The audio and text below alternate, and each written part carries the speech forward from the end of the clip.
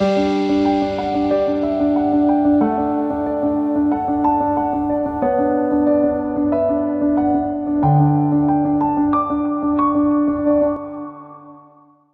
առավոտ սիրելի հեռուստադիտող, մենք դարձյալ եթերում ենք, նրանք ովքեր մեզ հետ են երկուշաբթի օրվանից առ այսօր հստակ հիշում են, որ այս շաբաթ ամբողջ շաբաթը նվիրել ենք հիվանդությունների վերահսկման եւ կանխարգելման ազգային կենտրոնին, որը առողջապահության նախարարության ենթակայության ամենախոշոր կարծես հիմնարկներից մեկն է եւ հյուրընկալում ենք տարբեր էքսպերտների, խոսում ենք տարբեր թեմաներից, որպես կանոն դրանք հանրային առողջապահական հնչեղության թեմաներ են։ Այսօր մենք փորձելու ենք խոսել առողջ ապրելակերպի միջոցով ոչ վարակիչ հիվանդությունների կանխարգելման մասին եւ փորձենք միասին տարանջատել, թե ինչ դեր ունի ձեզնից յուրաքանչյուրը, ինչ դեր ունի ՀՎԿ-ը, ինչպես ընդունված է ասել, եւ ինչ դեր ունենք մենք, մարդիկ, ովքեր ջատագովն են, որ դուք ավելի գիրք լինեք։ Ես ներկայացնեմ իմ հյուրին Արևիկ Տեր-Գյուլեղյան, ով հանդիսանում է Հայաստանի Հանրապետության Առողջապահության նախարարության հիվանդությունների վերահսկման եւ կանխարգելման ազգային կենտրոնի ոչ վարակիչ հիվանդությունների համաճարակաբանության եւ հանրային առողջապահության վարչության կանխարգելման եւ առողջության խթանման բաժնի բժիշկ համաճարակաբանը։ Ես կյանքիս մեջ շատ պաշտոններ եւ հաստիկներ եմ կարդացել, սա երևի ամենաերկարներից մեկն է, եթե ոչ ամենաերկարը։ Բացի դրանից հիշեցնեմ եւ հուշեմ, որ բժիշկ Տեր-Գյուլեղյանի հետ մենք համակուրսեցիներ ենք, տարիները անցել են, կյանքը մեզ յուրաքանչյուրից տարել է մեր մասնագիտության ուղղությամբ մի աշխատավար։ Ես անչափ երջանիկ եմ, որ շատ երկար տարիներ անց մենք նորից հանդիպում ենք արդեն երկուսս էլ կայացած մասնագետի կարգավիճակում։ Եկեք այսօր միասին փորձենք հասկանալ ինչով է կարևոր առողջ ապրելակերպը եւ որքանով կարող է առողջ ապրելակերպը խթանել ոչ վարակիչ հիվանդությունների կանխարգելումը եւ ճիշտ հակառակը ինչ փոխկապակցություն կա այդտեղ։ Ողջունում եմ ձեզ բժիշկ Ավետիսյան, շնորհակալ եմ հրավերի համար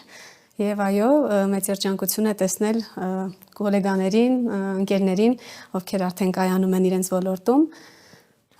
Ինչ վերաբերվում է առողջ ապրելակերպի միջոցով ոչ վարակիչ հիվանդությունների կանխարգելմանը, նշեմ, որ ոչ վարակիչ հիվանդությունները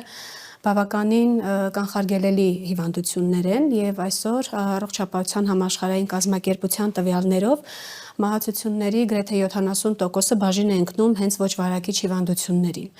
Եվ միակ լավ կողմը այս հիվանդությունների այն է, որ իրենք կանխարգելելի են եւ անմիջապես կապ ունեն մեր կենսակերպի, մեր վարքագծի հետ։ Եվ առողջ ապրելակերպը թերևս այն կարևոր գործոնն է մեր ամեն մեկիս կյանքում, որի միջոցով մենք կարող ենք ավելի երկարատև արդյունք տեսնել։ Ես կարծում եմ բժիշկ Գյուլեղյան, նախ կիսում եմ եւս մեկ անգամ հաստատում եմ ձեր նախաբանի միտքը, որ իսկապես ես հիմա զգում եմ, որ շատ հուզական լավ մթնոլորտ է մեր տաղավարում, հաշվի առնելով մեր հին եւ աղեմի ընկերությունը։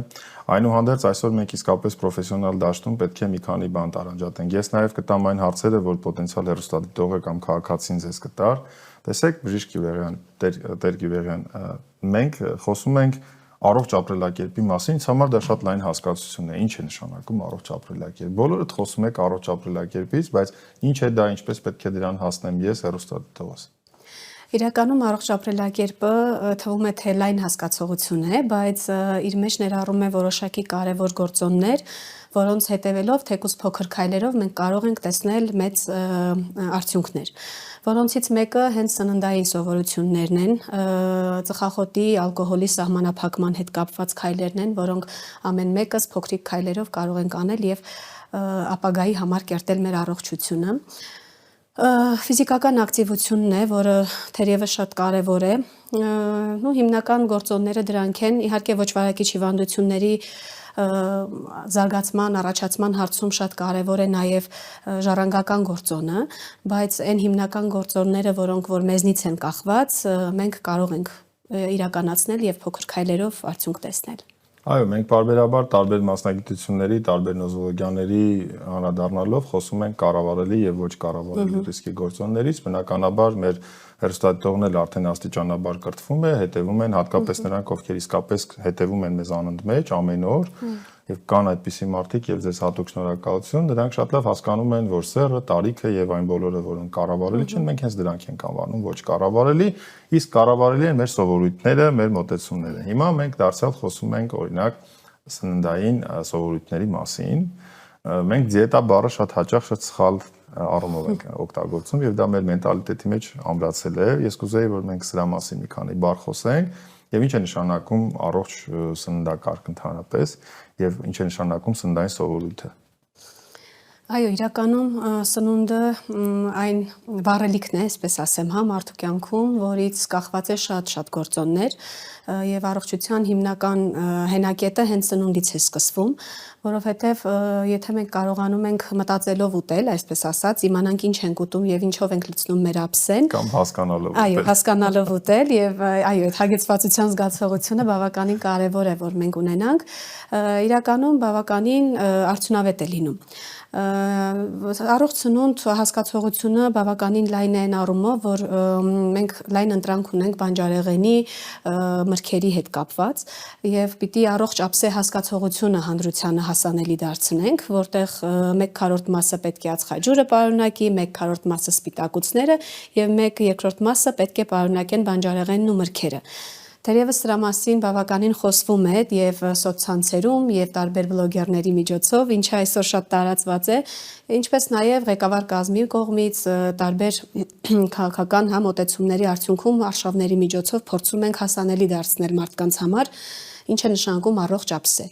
Եվ առողջ ափսեով սնվող ցանկացած մարդ եւ որոշակի ֆիզիկական ակտիվության արդյունքում մենք կարողանում ենք ապահովել մեր առողջ ֆիզիոլոգիան, առողջ մարմինը, որից էլ գալիս են բավականին շատ հիվանդությունների կանխարգելման քայլերը։ Այո, եւ այստեղ հատուկ կուզեմ նշել, դարձյալ ուզում եմ դիետա հասկացողությանը անդրադառնալ, որ դիետան նույն ինքը սննդակարգն է եւ դա տվյալ կենսաբանական տիպին բնորոշ եւ առանձնահատկություններից ելնելով չափաբաժինն է սննդի, սնունդ ընդունելու կարգն է ընդհանրապես, ոչ թե դա ինչ որ մի արարողակարգ է, որ ունի հստակ ժամկետ, որը որպես կանոն անում են նիհարելու համար։ Այո, իրականում Ես մի օրինակ ու համեմատական եմ ուզում բերել տվյալ խմբին պատկանող հեռուստատողին, ով հստակ մոլորության մեջ է, որ մեկ անգամ գիրքը բացել եւ կարդալով ինտենսիվ նույնիսկ դու չես կարող մասնագետ դառնալ եւ դասդ լավ չես սովորի եւ անգիր արածդ կմոռանաս, դուք հաստատ ձեր երեխաներին դա չեք սովորեցնում, խթանում եք ամեն օր հստակ թեկուզ փոքրիկ չափաբաժիններով, բայց անընդհատ կարդալ։ Այսինքն սովորույթի ուժը միևնույն է վերջում հաղթում է, եթե նույնիսկ ինչ որ կարճ ժամկետ դուք փոխում եք, միևնույն է ձեր օրգանիզմը, որ հզոր ցիրկադային եւ բիոռիթմերից է բաղկացած ամբողջությամբ, մենք սովորույթների կույտ ենք, այսպես ասեմ, ամբողջականություն է։ Հետեւաբար սննդին պետք է շատ լուրջ ուշադրություն դարձնել։ Եվ օրինակ առավոտյան ես չեմ նախաճաշում այս սովորույթը, բայց առավոտ շուտ քո ուղեղը լավ աշխատում է, քո տրամադրությունը բարձրանում է, թե դու ամեն տեսակի ձեր ասած ճիշտ ափսեով տվել ես։ Եւ քո օրը հանրահայտ է բանը կար։ Ես վերջերս հյուրընկալել էի պարոն Սեդրակ Մամուլյանին, ում հետ մենք խոսեցինք սննդի մասով, ուզում եմ կանգ առնենք, որ միայն վայրի ուտելի բույսերի մեջ մենք 300 եւ ավելի տեսակ ունենք եւ շփոթմամբ ասում են որ դա աղքատի կերակույր է, եթե միշտ չկա, ուրեմն աղքատի կերակույր է, դա ընդհանրապես այդպես չէ։ Դա տեղանքը լավ ճանաչելու արդյունք է, դա նշանակում է որ մեր օրգանիզմը ինքն է ժամանակին թելադրել, մենք միշտ ականջալուր լինենք, ուսումնասիրենք պատմությունը, ու այս տրենդներին 4 տակ ուտեստ, 5 տակ ուտեստ, ինչքան հարսանիքին շատ ենք հանճող, սա մեր տունը քանդում է։ Հիմա հարց, սա առողջ ապրելակերպի կոչ է, իհարկե կոչ է։ Երկրորդ սեգմենտը, որ խոսեցինք, որը սննդին չէր վերաբերում, վնասակար սովորույթները, խոսենք։ Վնասակար սովորություններից հիմնականում սահմանափակման տեսանկյունից կարող եմ ասել, որ շատ կարևոր է շաքարի, աղի օգտագործման սահմանափակումը, ինչպես նաև ալկոհոլային ըմպելիքների։ ԱՀԿ-ն վերջերս իր զեկույցներից մեկում նշեց, որ չկա ալկոհոլի օգտակար չափաբաժին, որը շատ կարևոր է իրականում, որովհետև մեր հանրությունը սովոր է, չէ, մի բաժակը վնաս չի, մի փոքրը վնաս չի, առիթից առիթը վնաս չի, բայց իրականում այդ փոքրիկ սովորությունների արդյունքում մենք ունենում ենք թե սրտանոթային խնդիրներ, թե դիաբետի հետ կապված, թե ճարպակալումներ դե իր հերթին։ Գիտեք ինչ, եթե նույնիսկ ալկոհոլի ու կախված ալկոհոլի որ տեսակի մասին է խոսքը, իսկապես ունի որոշակի ենթադրենք գործառույթներ ֆիզիոլոգիական, դա դեռ չի նշանակում, որ դրան զուգահեռ չունի անգամ փոքրիկ չափաբաժինը ինտոքսիկացիոն էֆեկտ։ Դե մենք հայերս ամեն ինչին դասակարգում տալիս ենք, առաջինը լավ է, երկրորդը բավ է, երրորդը ցավ է, չէ՞, ինչքան ժողովրդի կողմից ասած, դե փաստորեն առաջինն էլ է, ցավը երկրորդն է, հակառակ պետք է գան։ Շատ լավ, մենք ես որպես բուժող բժիշկ կարող եմ ձեզ ասել, որ այս նաիվ մարդկանց, տղամարդկանց այսպես խելոք տիպ կա, դուք օգտագործում եք ալկոհոլ, Չէ, ճիշտ ասած, Բիժ ջան, առիթից առիթ մեկ էլ տենց թեթև հաց ուտելու է։ Թեթև հաց ուտելուց ինչքան եք օգտագործում եւ օրը քանի անգամ եք։ Դե ամեն օր մի 3 անգամ հաց եմ ուտում։ 3 անգամ էլ մի փոքր էսքան, ասում եմ, գիտեք դուք առողջապահության համաշխարհային կազմակերպության սահմանումով դուք ալկոհոլամոլիկ եք, ալկոհոլամոլ եք, այսպես հա։ Ո՞, ինչ եք խոսում Բիժ ջան, վիրավորվում խառ, բայց իսկապես այդպես է։ Այո։ Կախված նրանից թե դու ոնց ես փաթեթավորում, դրանից իրականությունը չի փոխվում։ Մյուսը ցավոտ, ցավագին լրջագույն թեմա, դա ծխախոտն է, որը որ երիտասարդանում է եւ համաձայն եք, չէ՞, որ այն մոդան անցել էր, որ ծխող լինելը, ծխող լինելը մոդայիկ էր, ուժի կամ ինչ որ հեղինակության կամ նույնիսկ արիստոկրատիզմի նշաններ հատկապես կանանց մոտ։ Իրականում բավականին համաձայն եմ ձեր մտքի հետ եւ ծխախոտը այսօր այո բավականին շատ հիվանդությունների ռիսկի գործոն է համարվում եւ որքան էլ որ մենք հետազոտում ենք, որքան էլ որ իրազեկման աշխատանքներ են կատարում, միևնույն է ցավոք սրտի բիզնեսմենները շատ ավելի հմուտ են մտածում եւ բոլորը եւ նրանց բարձր վարձատրվող մարքեթինգ։ Այո, եւ որքան էլ որ հարկերն են բարձրանում, որքան էլ որ վաճառակետերում սահմանափակվում է տեսանելիությունը եւ այլն, միևնույն է բիզնեսի տեսանկյունից իրենք շատ ավելի ձեռնտու կարգավիճակում են հայտնվում։ Շատանում է։ Ես ապշում եմ, երբ որ հայ տղամարդը կներեք, ես ծխող մարդ եմ, ոչ ոքի չեմ ուզում վիրավորել, բայց իրավունք ունեմ միտքս ասելու, 1 տուփին մինչև 1000 դրամ եւ ավելի գումար է վճարում ու օրը 2 տուփ կարող է ծխել։ Ու այդ մարդուն որ նայում ես, այնպես չի, հա, որ սոցիալական բարձր կարգավիճակ ունի։ Իմ կարծիքով դա իր երեխաների չափաբաժինն է տանում, իրենց ապագայի ուսման եւ ամեն ինչի, եւ նաեւ զրկում է իր ներկայությունից ապագայում այս մարդկանց։ Երևի մի քիչ սուր պետք է խոսել, որ հասնի տեղ։ Երկրորդը բանալ մի բան ասեմ, ձեզ օրինակ որպես քաղաքացի, որպես կին, որքանով է հաճելի շնչել ինչ որ մեկի արտաթորանքը։ Միանշանակ երկրորդային ծխի ազդեցությունը այսօր ապացուցված է, որ շատ ավելի լայն է, ավելի շատ է, քան հենց այո։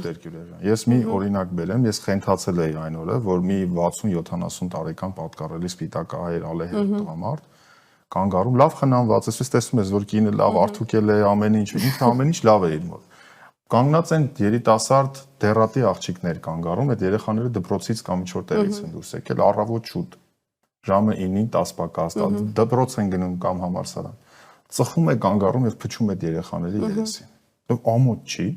դա հայ տղամարդուն վայել բան է, անկեղծ։ Իրականում այդ գիտակցությունը եթե լիներ, բնականաբար այդ տեսանը չէինք ունենա։ Դա որ մի տղամարդուն է հաճելի, որ իր երեխան կամ թորնիկի դեմքին մեկը ծխի եւ սիգարետ փչի, ուղակի կամ անուղակի։ Կսպանեն, չէ՞, մարդասպանություն կլինի։ Ջան կենցաղային խոսում։ Ինչն է այստեղ խնդիրը, որ շատ հաճախ մենք փորձում ենք բժշկական տեսանկյունից պատկերացնել, հա, հոգեվիճակը ծխող մարդու։ Այստեղ մենք ունենք դոֆամինի արտադրություն, հա, ամեն մի գլանակից հետո այդ դոֆամինը բարձրանում է եւ այլ տարբերակ, եթե մենք չունենանք դոֆամինը լրացնելու, այլ հետաքրքրություններ ունենալու Բնականաբար նորից մոտենալու ենք ծխախոտին ու նորից արատավոր օղակի պես շրջվի, պտտվի այդ անիվը, հա։ Դրա համար մենք պիտի փորձենք իրազեկել հնարավորինս առողջ ապրելակերպի վարումը, հա, այսպես ասեմ, այսինքն թե ֆիզիկական ակտիվության, որոշակի խաղերի միջոցով, հա, եթե ընտանիքում կան երեխաներ, ինչի՞ չէ համատեղ երեխաների հետ որոշակի հաղթանակներ ձեռք բերելու արդյունքում նվազեցնել այդ դոֆամինի աղբյուրը, այսպես ասեմ։ Ну իհարկե իրականացվում են որոշակի քայլեր, քաղաքականություն մշակվում է, որպեսզի կարողանանք սահմանափակել եւ խթանել առողջ ապրելակերպը, բայց որքանով է հանրությունը պատրաստ այդ ամեն ինչը ընկալի, դա արդեն անհատական մոտեցում է, հա։ Այսօր դպրոցներում էլ, եթե տեղյակ եք, կարծում եմ տեղյակ եք, այո, որ դպրոցներում առողջ ապրելակերպ դասընթաց են վարում, բայց միևնույն ժամանակ 1000 անգամ ներողություն եմ խնդրում, հարազատի իրավունքով ձեզ ընդհատում եմ, ես տեսնում եմ դպրոցականների մոլեգնող ծխողների քանակը ու իմոցիոնալ հարց է առաջանում։ Այդ մայրիկները կամ հայրիկները իրենց երեխաների վրայից սիգարետի հոտ չեն առնում։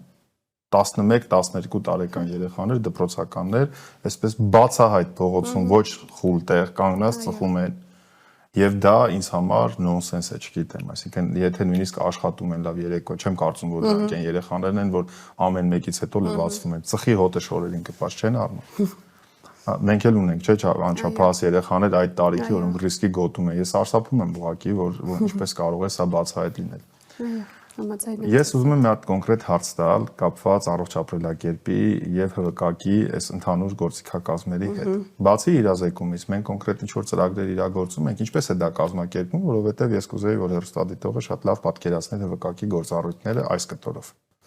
Այսօր մենք ունենք գործող առողջ ապրելակերպի ծրագիր, որը իհարկե 25 թվականին ավարտվում է եւ պետք է նորը վերահաստատվի։ Այդ ծրագրի շրջանակում բավականին երկար տարիներ է իրականացվում են տարբեր միջոցառումներ, թե իրազեկման արշավներ, թե իրազեկման աշխատանքներ լրատվամիջոցների միջոցով։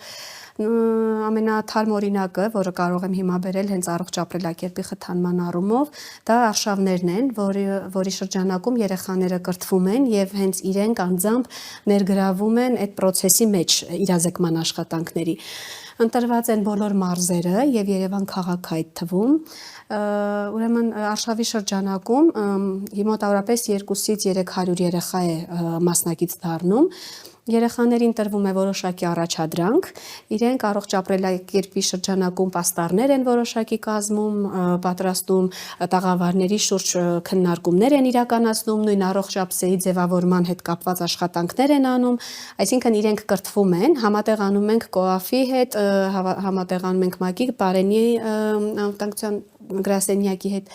եւ այդ ամբողջ պրոյեկտի շրջանակներում երեխաները իրենց ստացած գիտելիքները այդ արշավների կոնկրետ օրերին ներկայացնում են իրենց դասընկերներին, այսինքն իրենք փոխանցում են իրենց գիտելիքները մյուսներին։ Կարծում եմ, որ ինչքան էլ որ մեծահասակներն են փորձում դաստիարակչական կամ խրատական խոսքերով մատուցել այդ ինֆորմացիան, այնպես չի ընկալվում, ինչպես որ իրենց հասակակիցների կողմից դա կլինի։ Եվ հույս ունեմ, որ մենք առողջապահության հետ համատեղ ենք իրականացնում դա, հույս ունեմ, որ շարունակական կլինի այս պրոյեկտը, որովհետև բավականին արդյունք է տալիս եւ երեխաներն են շատ ոգևորված։ Մերոնցական են դառնում, աստիճանաբար։ Մեդալի մյուս կողմն են արդեն գալիս ու սկսում են այստեղ։ Գիտեք, շատ կարևոր է վարքագիծը ծնողի։ Բոլորս գիտենք, որ եթե դու բանավոր մի բան ես ասում, բայց գործնականում ուրիշ բան ես անում, միևնույն է երեխան ընտրելու է պրակտիկ տարբերակը կամ քո ասացի հետ համեմատելու է մեկ ուրիշի վարքագիծը, տեսնելու է որն է իրեն ավելի շահավետ, այդ իրավիճակում այդպես վարվի։ Շատ լավ է եւ շատ ողջունելի է եւ կարծում եմ մի փոքր կարիք կա, որ ավելի մենք ուժեղացնենք, այդ թվում օրինակ մեր նախագծի շնորհիվ մենք ցույց տանք, որ այս աշխատանքներն արվում են, որովհետեւ այս ամենին զուգահեռ կա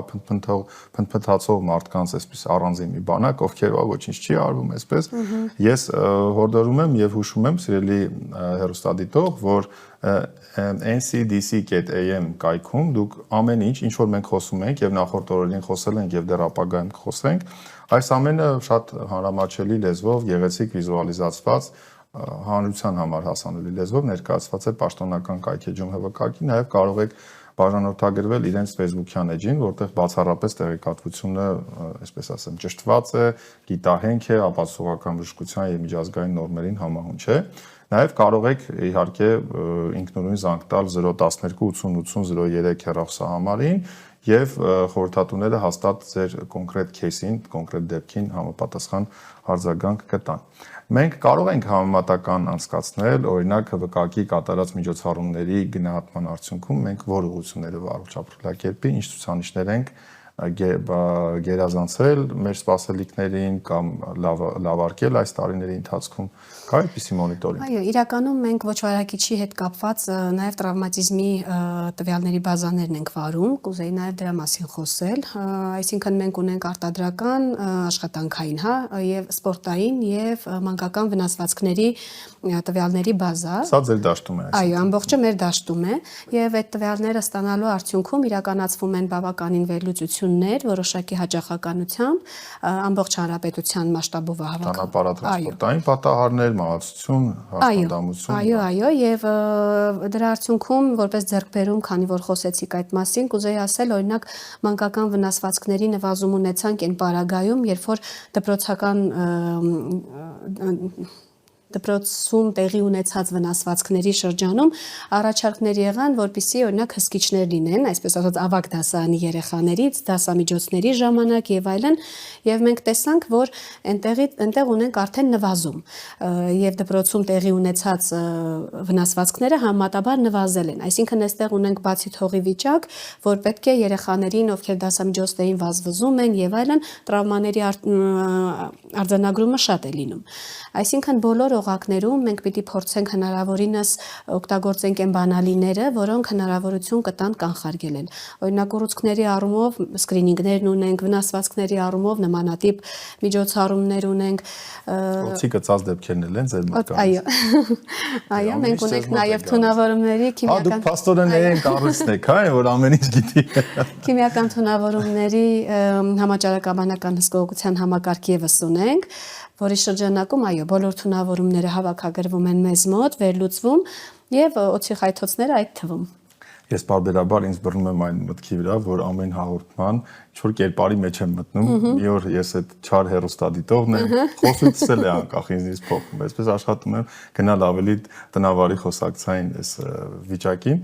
Այնուհանդերձ, տեսեք, սիրելի հեռուստադիտող, մենք բացահայտեցինք, որ փաստորեն սա այն կառույցն է, որտեղ այս ամբողջ ինֆորմացիան հավաքագրվում է, վերլուծվում է եւ համապատասխան քայլ։ Փաստորեն սա իրականություն է, սա արվում է։ Եվ գիտեք, ես երբեմն այսպիսի մտորումներ եմ ունենում, որ առողջապահությունն էլ է շատ նման ինչ որ առումով բեմահարթակի, որտեղ որ մենք ունենք այսպես բացարձակ փայլող աստղեր, որոնք անընդհատ բեմին են, մենք իրենց տեսնում ենք, բայց կա մեծ թիմ, որ աշխատում է վարագույրի ետևում եւ ամենայն հարգանքով վստահ գիտեմ, որ բարբերաբար իրազեկում եք այսօրվա մեդիա հարթակներում բոլորս կանք, բայց դուք իմ կարծիքով այն բեմահարթակի ետևում չարչարվող մարդիկ եք ավելի շատ, ում աշխատանքը պետք է գնահատել եւ առիթից օգտվելով այսօր որպես քաղաքացի ձեր գոլեգա ուզում եմ շնորհակալություն հայտնել եւ ձեզ, Բժիշկ Տեր-Գյուլեղյան, եւ բոլոր ձեր գործընկերներին, վարչության անդամներին, չգիտեմ, բոլորին, ովքեր անընդհատ այդքան էլ հաճելի բան չի, չէ, երբեմն բժշկագիտության մեջ միայն թվերի հետ աշխատելը միևնույն ժամանակ շատ հետաքրքիր է իրականում, հա, բայց դե ամեն մարդ իր խառնվածքով ընտրում է իր մասնագիտությունը եւ ուղղակի պետք է ճիշտ դրա մասին խոսել, բարձրաձայնել եւ հեռուստադիտողն էլ ավելի վստահ հասկանա։ Օրինակ ես եթե լինեի այս հաղորդումը դիտող մեկը, տեղեկություն չունենեք, ասե հա, փաստորեն սա այսպես է աշխատում, սա այսպես է աշխատում եւ ամենից կարեւորը որ դուք փակ չեք աշխատում։ Նախ դուք լուսաբանում եք, երկրորդը դուք պատրաստ եք այդ տեղեկատվությունը տալ խորհրդատվություն, մնում է դիմող լինի։ Ես դրա համար շնորհակալություն եմ հայտնում։ Մենք կարող ենք ժամերով, օրերով խոսել առողջ ապրելակերպի մասին, առավել եւս որ այն շատ ընդգրկուն է։ Ես կուզեմ, որ դուք մի քանի բառով, մի քանի ուղերձ ցեղեք հեռուստադիտողին, մեր գործընկերներին, ում որ դուք կկամենաք, որից հետո մենք կամփոփենք հաղորդումը։ Ես կցանկանայի խոսքս ուղղել այն հանրությանը, ովքեր որ գնահատում են իրենց առողջությունը, գնահատում են իրենց երեխաների առողջությունը, իրենց տան տարեցների առողջությունը, քանի որ առողջ ապրելակերպը հիմք է ստեղծում մեր ապագա կյանքի որակի բարելավման համար, մեր ամենօրվա բարելավման համար եւ այդ փոքրիկ քայլերը, որոնք որ ներկա պահին գուցե տեսանելի չլինեն, հետագայում տալիս են իրենց արդյունքը։ Այնպես որ հնարավորինս հետևեք առողջ ապրելակերպին, սնվեք մտածված եւ արեք ֆիզիկական ակտիվությամբ կյանք եւ հետևեք բժշկական սկրինինգներին, հետազոտություններին, արկա խնդիրները բաց չթողնելու համար։ Առողջ ապրելակերպի մի լավ սովորույթ էլ ես առաջարկեմ եւ ամփոփեմ միտքս, շատ լսեք երաժշտություն։ Բժիշկ Տեր-Գյուլեղյան, վերջում միայն հիշեցի, տեսեք տարիները ինչպես են հիշողության վրա ազդում ինչ որ առումով, որ մենք ուսանողական տարիներին եւ դուք եւ ես համատեղ մի համույթում էինք բժշկական համալսարանում, որ կոչվում էր Մեդունի։ Ես հավելեմ, որ բժիշկ Տեր-Գյուլեղյանը ֆանտաստիկ ժողովրդական եւ ոչ միայն երգերով այսպես հայտնի է, շատ հրաշալի մեղեդային ձայն ունի։ Այնպես որ առողջ ապրելակերպի մեջ նաև շարականներ լսեք, կոմիտաս լսեք, ինչու՞ չէ նաև ժամանակակից երաժշտություն լսեք։ Տեսնես հիմա ինչ էիք լսում ամբողջ առողջ առավոտվա ընթացքում, երբ որ սուրճն էիք վայելում, նախաճաշը, սիրելի հեռուստադիտող, իրականում եւս մեկ հաղորդում ամփոփում ենք հիվանդությունների վերահսկման եւ կանխարգելման ազգային կենտրոնի գործընկերներիս հետ միասին, տեսեք, որ իրականում մենք բաներ կա, որոնցից որ տեղյակ չենք, բայց կան հստակ կառույցներ, ինստիտուտներ, որոնք աշխատում են հանուն մեր բարօրության, մենք էլ որպես պարկեշտ եւ բան իմաց քաղաքացիներ պետք է աշխատենք բարելավել մեր գիտելիքները, լինենք կիրթ, լինենք ավելի քաղաքակիրթ, որպեսզի կարողանանք աշխարհի հետ համարժեք քայլել եւ ինչու՞ չէ նաեւ մրցունակ լինել։ Շատ շնորհակալ եմ ձեզ։ Ձեզ եւս շնորհակալ եմ, Բժիշկ Ավետիսյան։ Կանադիտենք։